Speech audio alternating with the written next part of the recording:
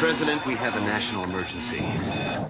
This is one of the things that we can shoot first and ask questions later. Normally you can't do that.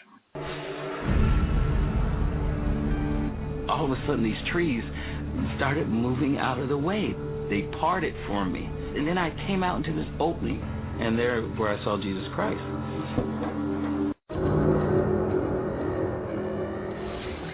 Back in 1927, an American socialist, Norman Thomas, 6 times candidate for president on the Socialist Party ticket, said the American people would never vote for socialism. But he said under the name of liberalism, the American people will adopt every fragment of the socialist program. He is more imminent. James Madison, in 1788, speaking to the Virginia Convention, said, "Since the general civilization of mankind, I believe there are more instances of the abridgment of the freedom of the people by gradual and silent encroachment of those in power than by violent and sudden usurpations." When men were free.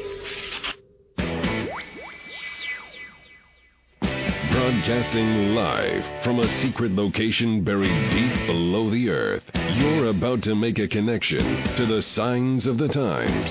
W. Dean Shook is live on the air right now.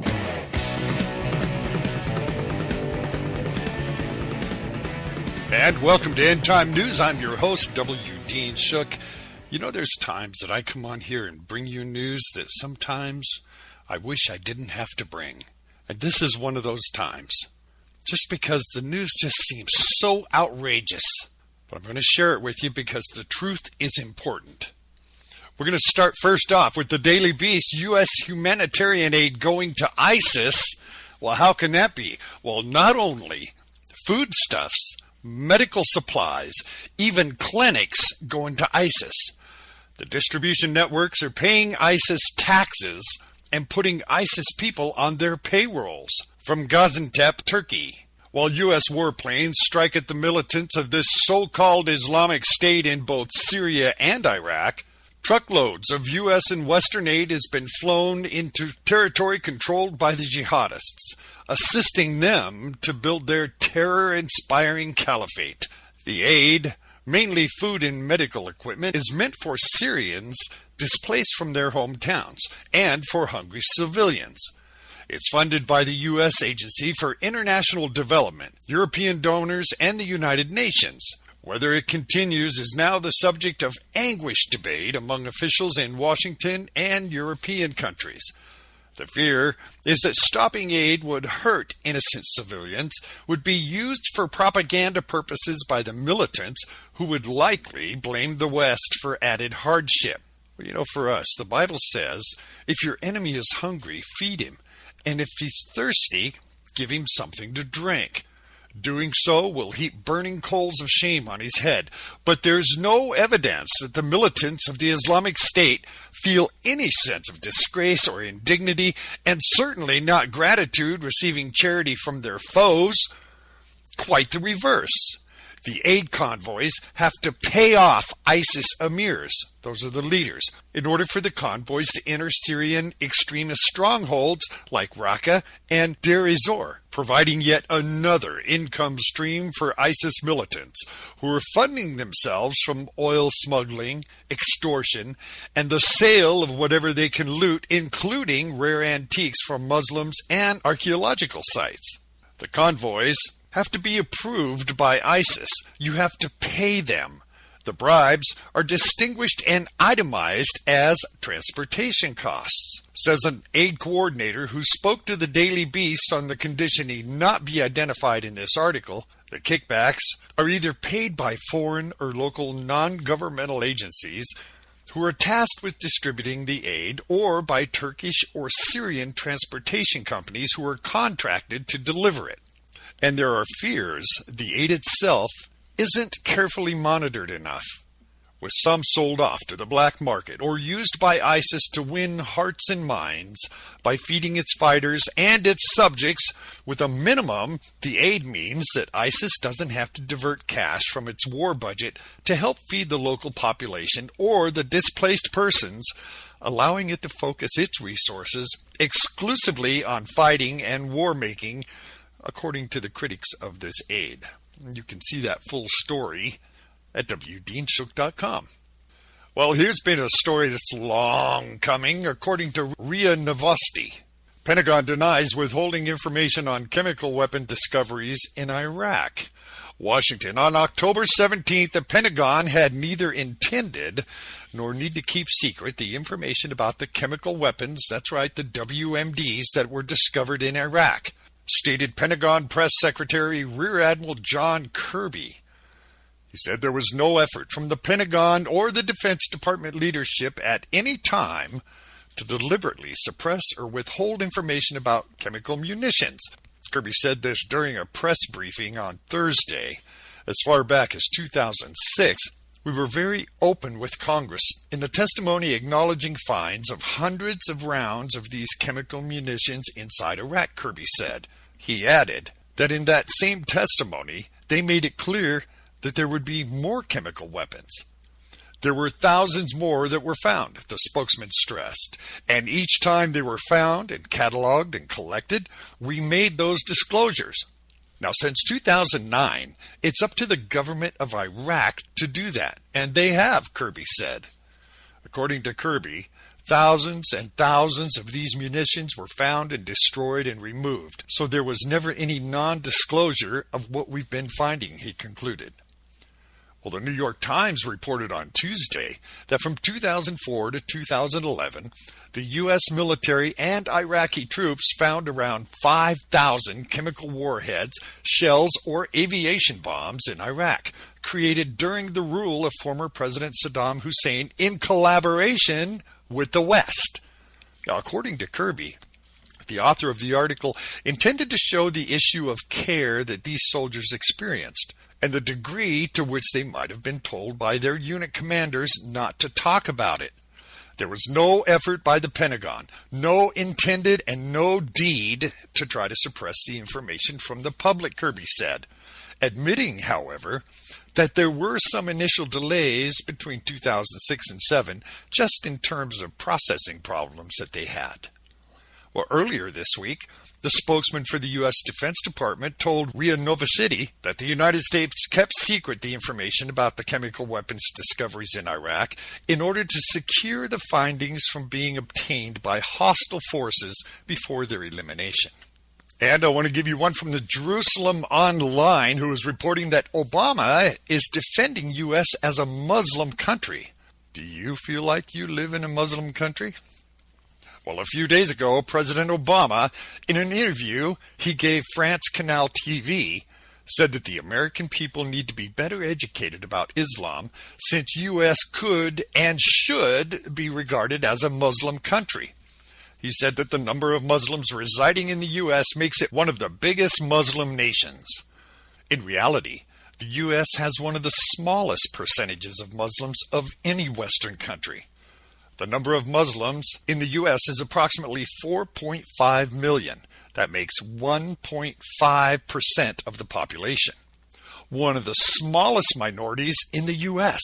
Since there are approximately 1.5 billion Muslims in the world, the number of Muslims in the U.S. is approximately 0.3% of the world Muslim population. Now, by comparison, there are between approximately 6 million Jews in the U.S., who account for approximately 1/3 of the world's Jewish population, whereas many Americans regard it as a society based on Judeo-Christian values. And it's doubtful if there's any one sane American who would define it as a Jewish country. By President Obama's yardstick, France, Germany, the UK, Spain, Italy, and Holland should all be regarded as Muslim nations.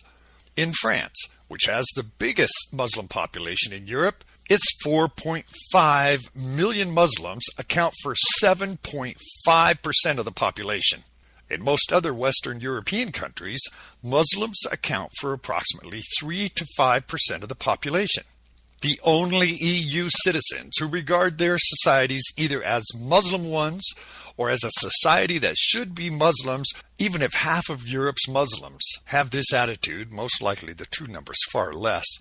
We're talking about almost 2 to 3% of those countries, the world's largest Muslim minority, and the world's third largest Muslim population after Indonesia and Pakistan. No Indian in their right mind, let alone the Prime Minister, would ever regard India as a Muslim country. Now, Obama is correct in saying Americans should increase their knowledge and understanding of Islam. But from claiming America is a Muslim country seems to be a bit of a stretch, despite the fact that it's not supported by any facts. Now, I've pulled up a story from Breitbart that is somewhat disturbing. This is about female genital mutilation and how widespread this is. This is most popular in the Muslim religion. Now, if you're a little queasy or if you have little kids, that you may not want them to hear this story, because I'm going to give it to you straight. According to Breitbart News, British officials have uncovered hundreds of new cases of female genital mutilation in the UK. The British National Health Service, in a first-of-its-kind just-released study, has documented 467 newly identified cases of girls and women who have been genitally mutilated. Half live in London. Previously, 1,279 such girls and women were known to be receiving post-mutilation treatment. However, estimates suggest that up to 170,000 women and girls living in the UK may have undergone FGM. That's female genital mutilation. This, my friends, is simply not acceptable. Let me tell you a little bit about this right after this short break. You're listening to W. Dean Shook, In Time Prophecy News and Current Events. Stay tuned. Waiting for the winds of change to sweep the clouds away. Waiting for the rainbows.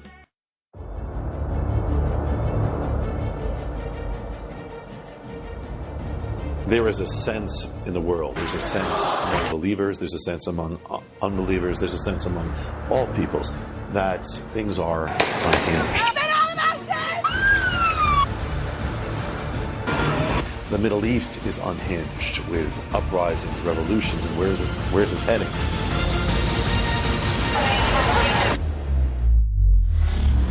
How are followers of Jesus to relate to all of these things? How do they relate to biblical prophecy?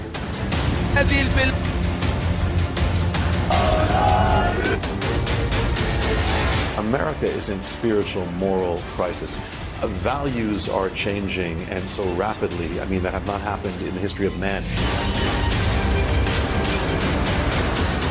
How are level-headed, responsible Christians to relate to the testimony of the biblical prophets and the unfolding of chaos throughout the world? Not just believers are wondering, is this a sign of the end?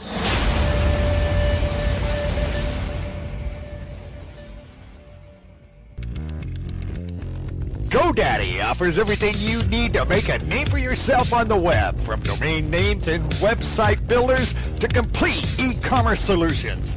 We've earned our place as the world's #1 accredited domain registrar by delivering world-class products at competitive prices and support them with industry-best services delivered 24/7, 365. We're proud to serve our customers from locations around the world. Sign up now at wdeanshook.com and get your domain name as low as $5.99 a year. Sign up now at wdeanshook.com. Go, Daddy. Go, Daddy.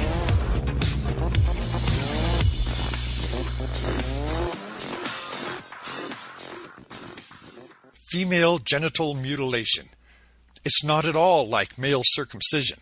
Not only is the capacity for sexual pleasure destroyed, complications are routine and include bleeding, painful urination, cysts, dangerous and reoccurring bladder and urinary tract infections, the growth of scar tissues that make marital intercourse a nightmare and turns childbirth into an experience of danger and torture.